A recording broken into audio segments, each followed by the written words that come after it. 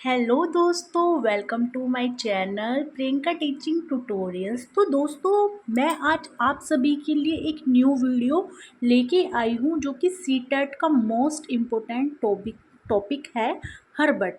तो हर्बट का बहुबुद्धि का सिद्धांत आज मैं इस पूरी वीडियो में आपको बताने वाली हूँ, जो कि सीटेट के पेपर में 2 या 3 क्वेश्चंस इस थ्योरी में से आने ही आने हैं।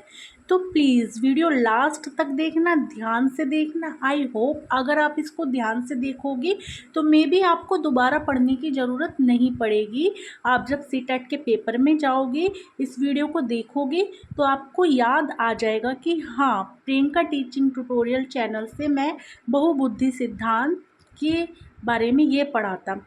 मेरी वीडियो अच्छी लगी तो like and subscribe and comment करना बिल्कुल ना भूलें। तो चलो दोस्तों, अब हम पढ़ते हैं बहुबुद्धि का सिद्धांत, जो कि हार्वर्ड गर्डर ने दिया था। सन 1983 में दिया था इन्होंने यह सिद्धांत। तो इस सिद्धांत में इन्होंने व्यक्ति की बुद्धि के बारे में बताया। तो इन्होंने कहा है बुद्धि जो है वो हमारी 7 प्रकार की होती है, जैसा कि यहाँ पे लिखा हुआ है, जिसमें उन्होंने 7 तरह की बुद्धि बताई थी।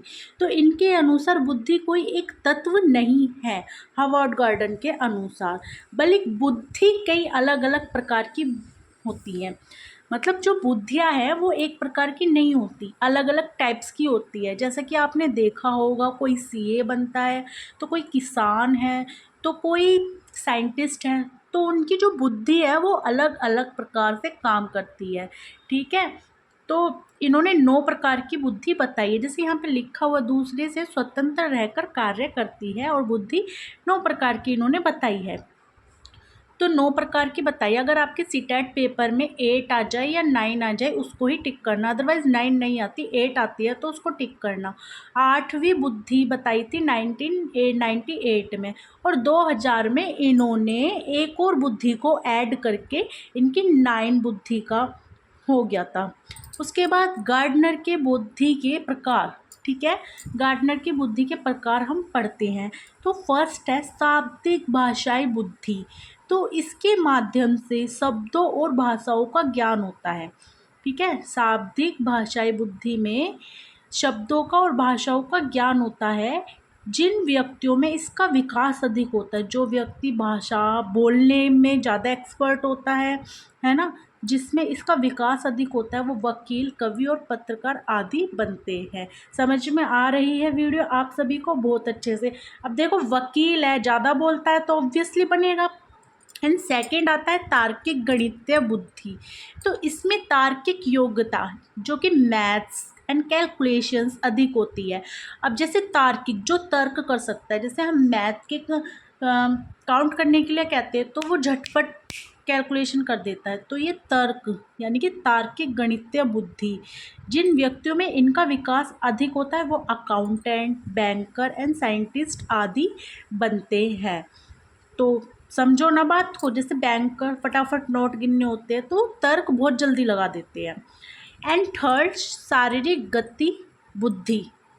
जैसा मैंने आपको बताया, शारीरिक गतिक बुद्धि। तो शारीरिक गतिक बुद्धि वह होते हैं जो अपने शरीर का अधिक प्रयोग करते हैं, जिनका विकास शरीर को प्रयोग करने में होता है, तो वो शारीरिक गतिक बुद्धि होते हैं। जैसे यहाँ पे लिखा हुआ, शरीर को गति देने वाली बुद्धि, जिन व्यक्तियों में इनका विकास अधिक हो तो वो अभिनेता, अभिनेत्री, डांसर आदि बनते हैं। अब डांस करते हैं तो उनका शारीरिक गतिक विकास हो रहा है ना, तो वो।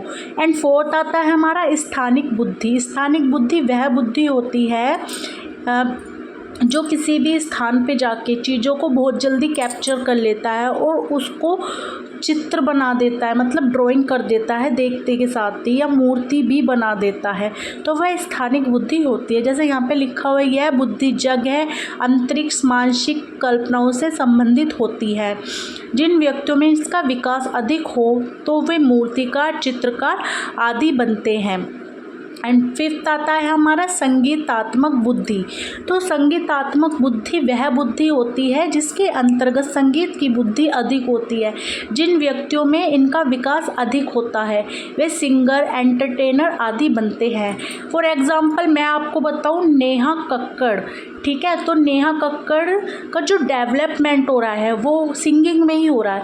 तो जो उनका माइंड है, जो उनकी बुद्धि है, वो संगीत में ही है। ऐसे व्यक्ति सिंगर एंड एंटरटेनर बनते हैं।